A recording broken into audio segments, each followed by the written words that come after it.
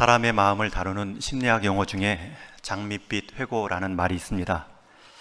이것은 사람이 어려움을 당하거나 삶이 무료해지면 지나온 과거의 향수에만 빠져 안주하려는 퇴행 심리를 말하는 단어입니다. 이 장밋빛 회고 이 증세가 깊어지면 현재 상황이 안 좋으면 안 좋을수록 더욱 과거는 좋게 보이고 더욱 집착하게 되어 옛 생각에만 묶여 사는 모습으로 나타날 수 있습니다. 물론 돌아보는 회상은 나쁜 것이 아닙니다. 지나온 날들을 돌이키며 그때가 좋았어 정도로 회상하고 감사로 넘기면 좋은 습관이지요. 그러나 그때는 그랬는데 지금은 왜 이런가 비교하는 마음으로 더욱 불행에 빠지는 것은 문제입니다. 그런데 이 장밋빛 회고에 있어서 더 큰 문제는 현재를 부정하는 그 모습, 과거에 심취하여 현재를 부정하려는 그 모습은 한 개인에게서뿐만 아니라 한 공동체에서도 집단적으로 일어날 수 있다는 것입니다. 한 가정의 가장이 매일 옛날의 일만 생각하고 잘 살았을 때만 말하며 오늘을 비교하고 원망한다면 아내와 가족들은 항상 그런 모습의 아버지를 보며 닮아갈 수밖에 없습니다. 기업의 회장이 옛날 잘 나갔을 때만 생각하고 직원들을 닥달하면 지금에 있는 귀한 직원들도 버티기가 힘들겠지요. 오늘 본문에서도 그런 현상이 일어나고 있습니다. 11장 첫 말씀은 이렇게 시작하는데 우리 함께 읽겠습니다. 시작. 여호와께서 들으시기에 백성이 악한 말로 원망하며 여호와께서 들으시고 진노하사 여호와의 불을 그들 중에 붙여서 진영 끝을 사르게 하시매. 지금 악한 말로 원망하고 있습니다. 누가요? 이스라엘 백성 전체가.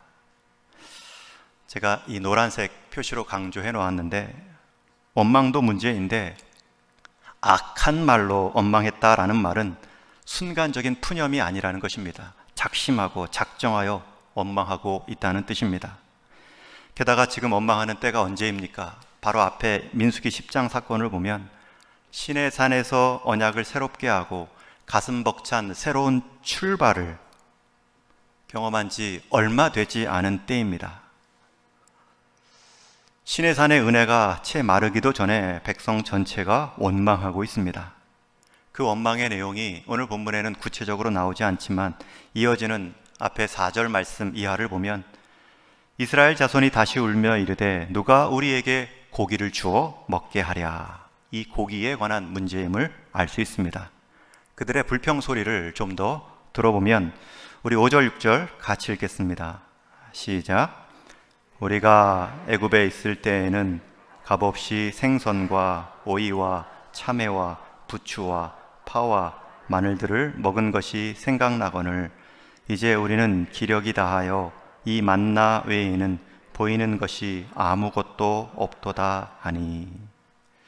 여러분 잘 보십시오. 지금 이들이 불평하는 것은 먹을 것이 없어 굶주림에 대한 원망이 아닙니다. 더 좋은 음식을 먹지 못함에 대한 불평과 원망입니다.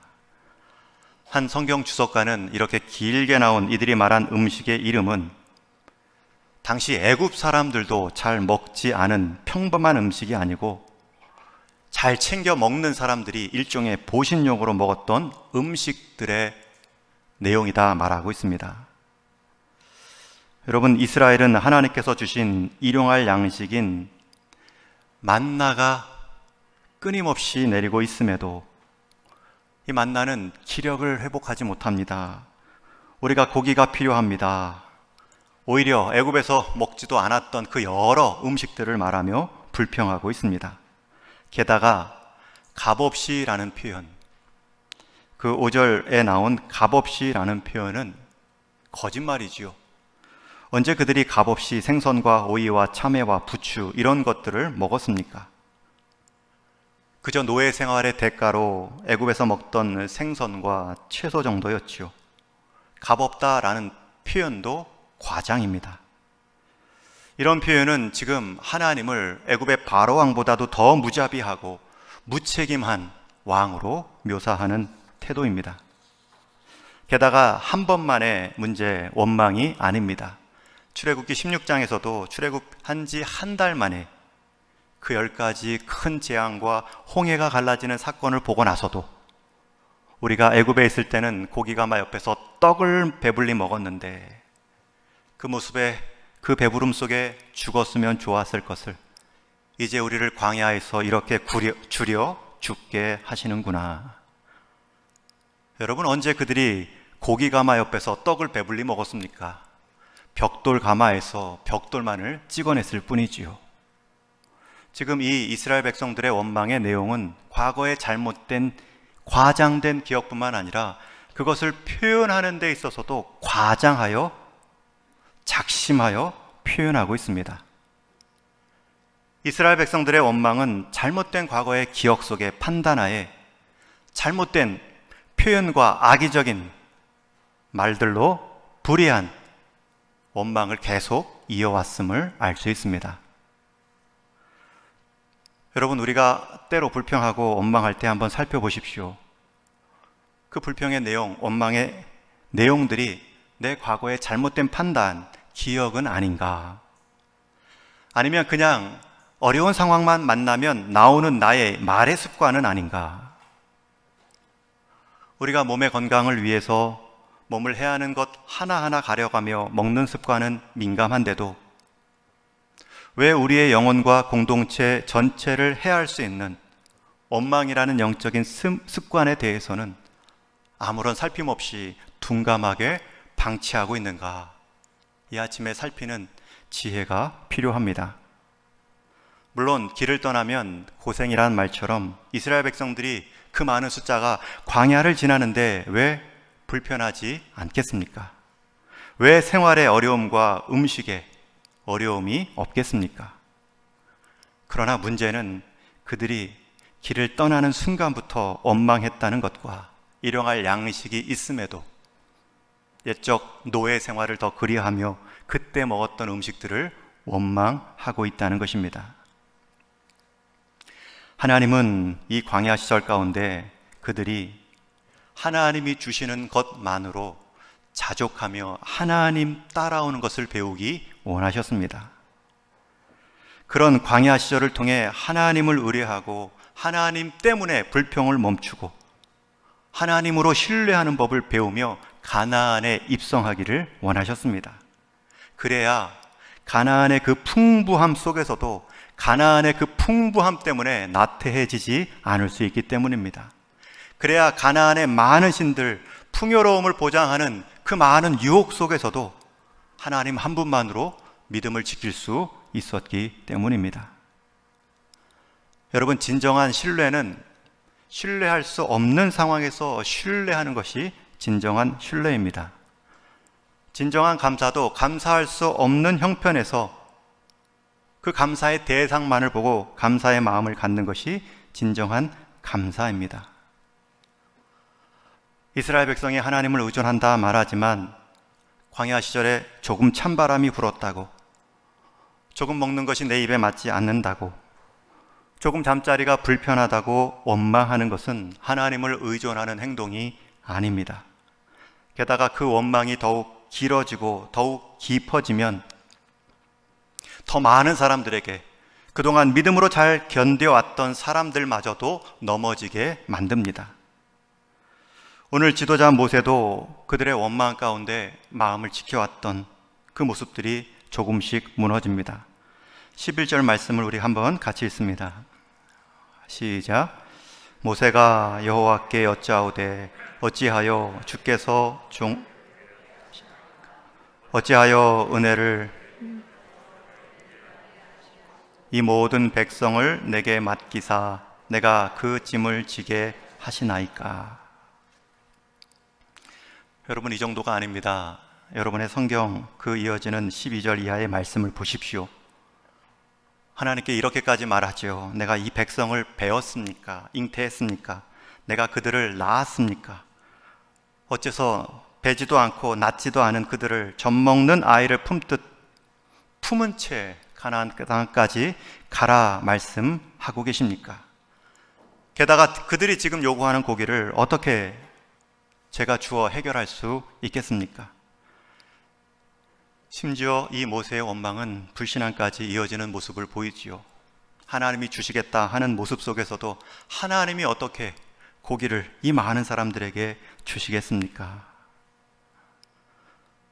여러분, 모세는 한때 따르던 이스라엘 백성들을 향해 이들의 불순종, 우상 숭배에서 심판받지 않도록 내 이름이 하나님의 생명책에서 지워버릴지언정 이들을 사하여 주옵소서라고 했던 모세가 어느새 그들이 지겨운 존재가 되었습니다. 심지어 15절 말씀에 보면 이전에는 이들 때문에 제 생명책의 이름을 지하여 주옵소서라고 말했던 모세가 이제는 즉시 나를 죽여 내가 고난당함을 보지 않게 하옵소서. 15절에는 즉시 나를 죽여 내가 이들로 고난당하지 않게 하옵소서. 여러분, 이것이 원망의 파괴적인 힘입니다. 원망이 막 번져갑니다. 견뎌왔던 모세까지 원망의 자리에 서게 합니다. 그리고 나서 그들을 위해 죽을 수도 있었던 모세의 고백이 이제는 내가 먼저 죽어 그들 때문에 고난받지 않게 하옵소서 탄식하는 모습까지 나아가게 했습니다.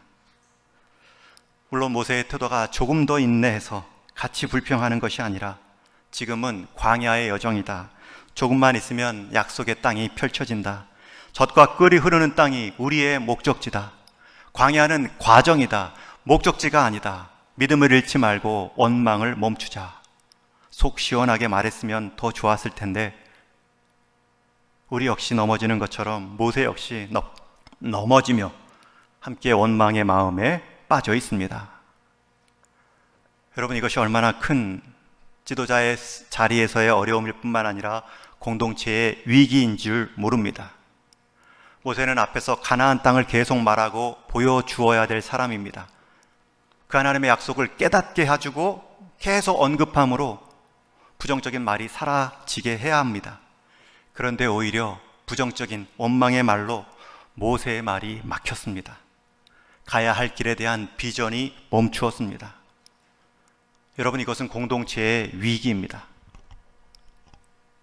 지도자가 해야 할 말을, 보여주어야 될 비전을 따르는 자들의 불평과 원망 가운데 멈추어 있는 것, 공동체의 큰 위기입니다. 여러분, 원망의 불길은 심지어 하나님에게까지 미치는 모습입니다.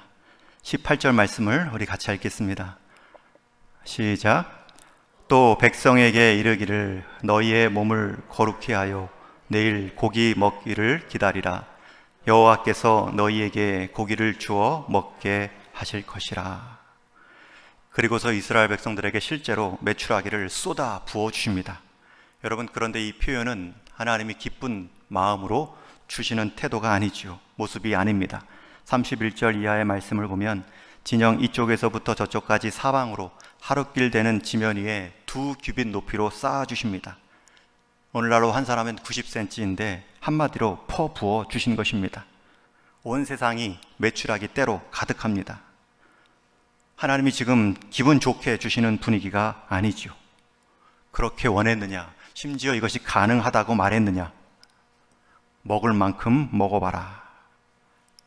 그리고 그들이 고기가 아직 이 사이에 있어 넘어가기도 전에 큰 재앙으로 그들을 치십니다. 그렇게 먹고 싶으면 많이 먹고 배불리 먹어. 너의 끝을, 탐욕의 끝을 보라. 하나님의 분노를 볼 수 있습니다. 그리고 그 재앙의 장소를 탐욕의 무덤, 기브롯 핫다 아와라고 이름 붙이지요. 퍼부어 주신 것, 내가 너희를 먹이지 못해 안 먹인 것이 아니다 라는 뜻이지요. 먹일 수 있음에도 안 먹였다면 그 뜻이 있는데 그 뜻을 헤아리지 않고 너희 뜻으로 하나님을 향해 나를 향해 원망했구나.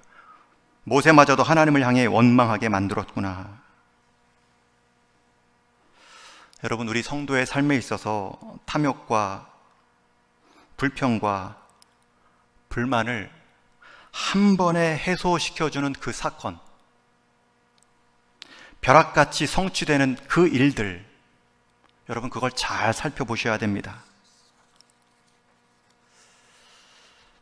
오히려 하나님께 내 인생의 방향, 여정들을 살피며 광야에서도 하나님은 기적 같은 방법으로 만나를 멈춰주지 않으셨다. 이것을 경험하며 살아가는 그 인생의 끝이 무엇인지를 깊이 묵상하는 성도가 끝내 원망을 이겨내며 광야를 지날 수 있습니다. 여러분, 하나님께서 공급하시는 은혜의 손길, 그러나 부족함이 없는 양식이 있는가 하면 하나님이 허락해 주시는데, 하나님이 부어주시는데 그것으로 인하여 그의 탐욕이 드러나고 그가 무너지는 부어주심도 있습니다. 내가 그토록 원해서 얻은 것 같지만 그것이 정말 나를 세우는지는 여러분 받은 즉시 살피셔야 됩니다. 지금 하나님은 광야에서 그들이 그것을 점검하며 다시 세움받기를 원하고 계십니다. 그럼에도 그들은 옛 습관을 버리지 못하고 늘 하던 반응대로 원망하며 광야를 지나고 있습니다. 뒤에 가서 또 원망하죠. 여러분, 우리도 믿음의 여정, 신앙생활 가운데 가장 큰 적이 무엇입니까? 내 믿음 여정 가운데 가장 큰 장애물이 무엇이라 생각하시는지요? 질문을 이렇게 바꿀 수도 있습니다. 내 믿음이 약해졌다, 내 신앙이 후퇴한 것 같다 라고 여겨지는 징후를 여러분은 무엇으로 정하고 계신지요? 광야의 이 이스라엘 백성들의 모습을 보면 우리는 원망이고 불평이라 말할 수 있습니다. 우리가 이 광야의 여정에서 우리가 원망과 불평을 멈추기 위해서는 두 가지가 필요합니다. 첫 번째는 광야는 과정입니다. 끝이 아닙니다. 목적지가 아닙니다. 계속 이 모습이 아닙니다. 우리 성도의 삶, 광야의 시절이 있습니다. 그러나 끝이 아닙니다. 목적지가 아닙니다. 과정입니다. 정말 목적지에 합당한 삶을 살아내기 위한 훈련의 장소입니다. 그러니 광야에서 훈련 받을 때에 무엇을 더 많이 먹고 무엇을 덜 먹고 몇 평에서 더 살고 어떤 차를 타고, 이것은 중요한 문제가 아닙니다. 안락한 생활의 여유로움이 광야에서 핵심이 아닙니다.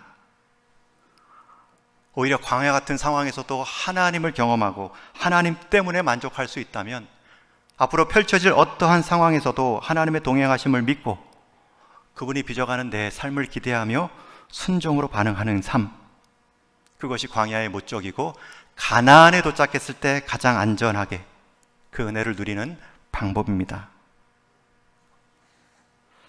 여러분, 지금 광야를 지나고 계신다 여겨지시는지요? 이때는 원망할 때가 아닙니다.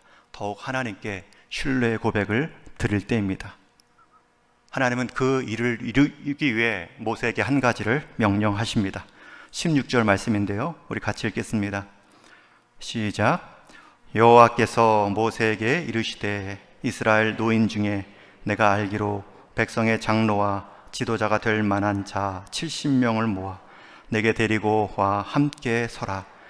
그들이 너와 함께 백성의 짐을 담당하고 너 혼자 담당하지 아니하리라.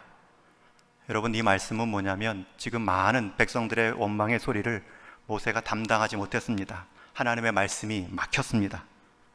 그런데 이제는 70명의 노인, 신앙 경륜이 있는 사람, 그것도 장로와 지도자가 될 만한 사람들을 세워 내가 너에게 준 영으로 그들도 영을 허락하고 내 예언의 말을 주겠다 말씀합니다. 여러분, 이들이 실제로 부름받지요. 세움받습니다. 그리고 나서 24절, 25절의 말에 그들이 세움받고 예언을 합니다.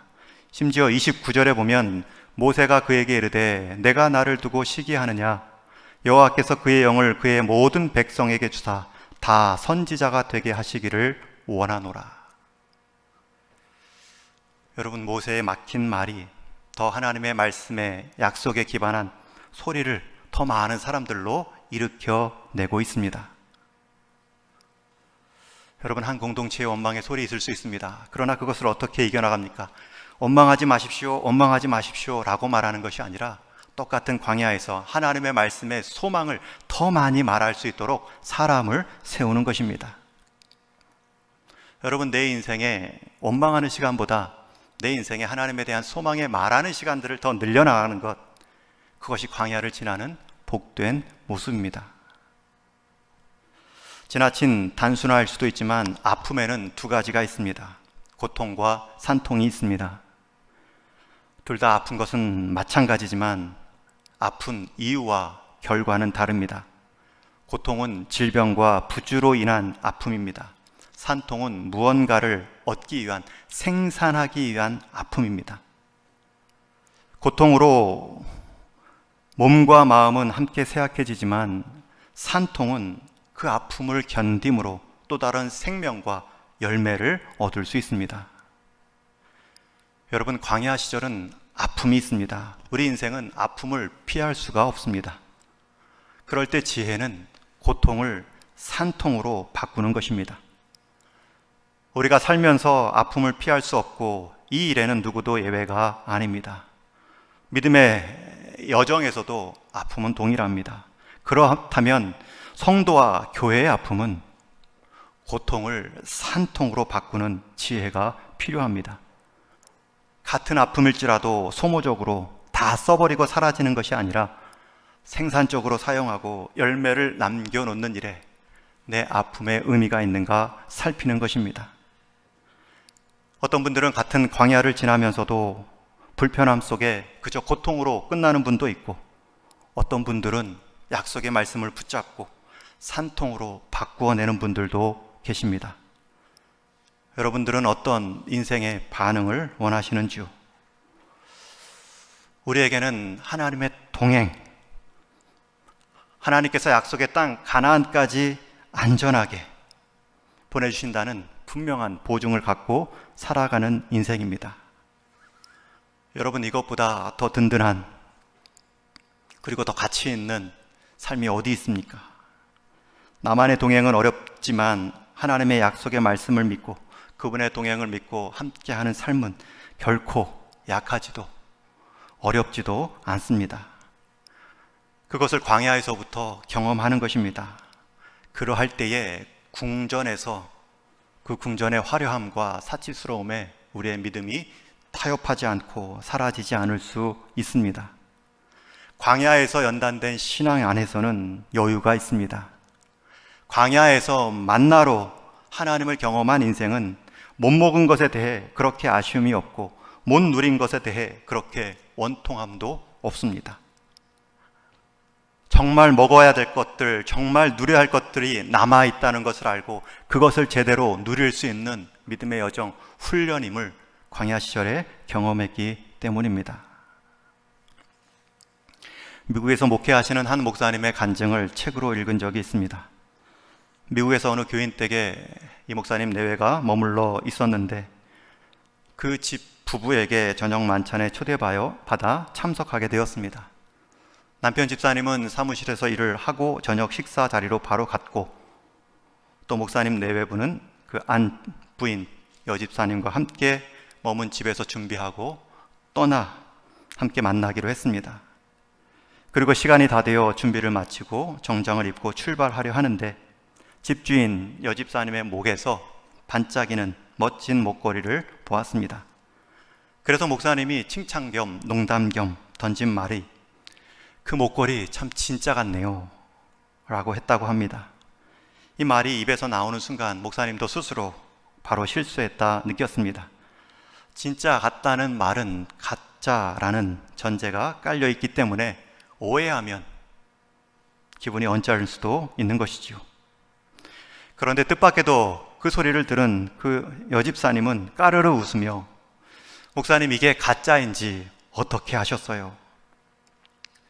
제게도 진짜는 있는데 대개는 집에 두고 외출할 때는 이 모조품을 제 몸에 착용합니다.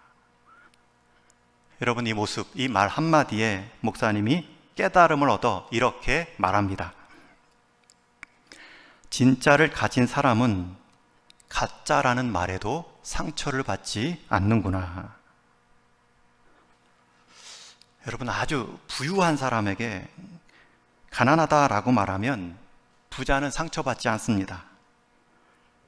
그런데 어려운 형편분에게 가난하다라고 말하면 상처가 될 수 있죠. 박사 학위를 몇 개 가진 분에게 무식꾼이다라고 말하면 박사 학위를 여러 개 가진 분은 그냥 웃고 맙니다. 그러나 배울 기회가 없던 사람들에게, 기회가 없었던 분들에게 무식하다라고 말을 하면 상처가 될 수 있죠. 진짜 상처를 받습니다. 여러분, 우리는 진짜를 소유한 인생입니다. 그것도 광야 시절에 만나 정도, 불기둥, 구름기둥 정도, 법궤 정도가 아니라 그 말씀의 실체 대신 그리스도를 경험했고, 구름기둥과 불기둥보다 더 안전하게 우리를 인도해 주고 계신 성령님의 도우심이 있으며, 만나의 실제 대신 우리 주님의 임재와 동행이 우리에게 진짜가 되기 때문입니다. 여러분, 이것을 믿는 사람이라면 세상의 그것도 가짜가 가짜로 자랑하는 것에 대해서 마음을 빼앗기지 않을 것입니다. 그냥 웃고 말겠지요. 그냥 끝에 가서 보자라고 말하겠지요. 주보 칼럼에도 써놓았는데, 제가 요즘 회상과 회복이라는 단어로 묵상과 기도를 이어가고 있습니다.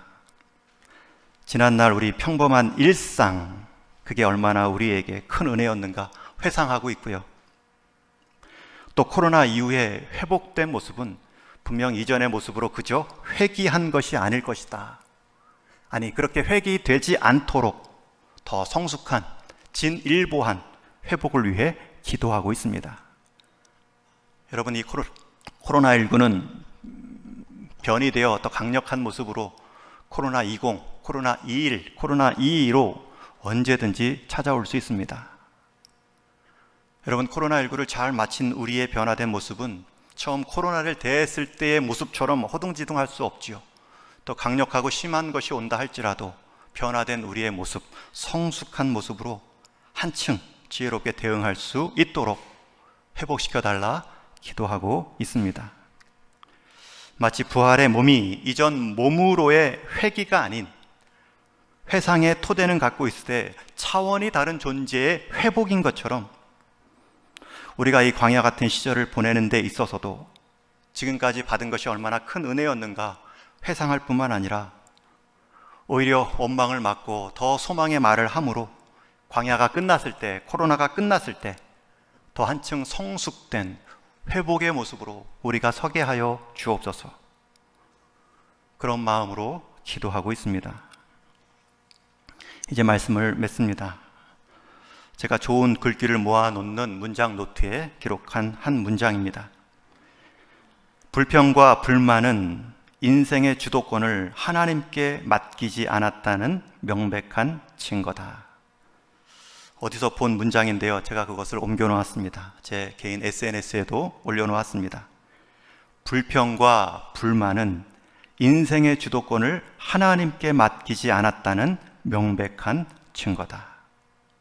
그리고 제가 덧붙였습니다. 그 반대도 가능하겠지요. 우리 인생에 감사와 기쁨을 선택한다면 인생의 주도권을 하나님께 맡겼다는 명백한 증거겠지요. 여러분, 불평과 원망은 습관입니다. 대개는 그 옛날의 잘못된 생각으로 오늘을 비교하며 입버릇처럼 나오는 습관들이 많을 것입니다. 그런데 그것이 우리를 무너뜨립니다. 소망과 약속의 말씀을 입 닫게 만들 수도 있습니다. 심지어 공동체 전체를 진노의 자리에 세우게 하는 그 일의 첫걸음으로 쓰일 수도 있습니다. 기억하십시오. 우리 인생의 원망의 순간은 한때의 광야의 시절이다. 누구도 그 광야의 여정에서 비껴난 인생은 없고, 누구도 아픔을 경험하지 않은 인생이 없기에 우리의 지혜는 우리의 반응이 아닌 하나님의 약속의 말씀을 소망 삼아 같은 아픔을 고통이 아닌 산통으로 바꾸어 성숙을 이루어가는 기회로 삼자. 이것이 우리 인생의 이 코로나의 교훈이 되어야 할 것입니다. 저와 여러분 그렇게 성숙을 이루어가는 동행교회 지혜로운 성도 되기를 주님의 이름으로 축원합니다.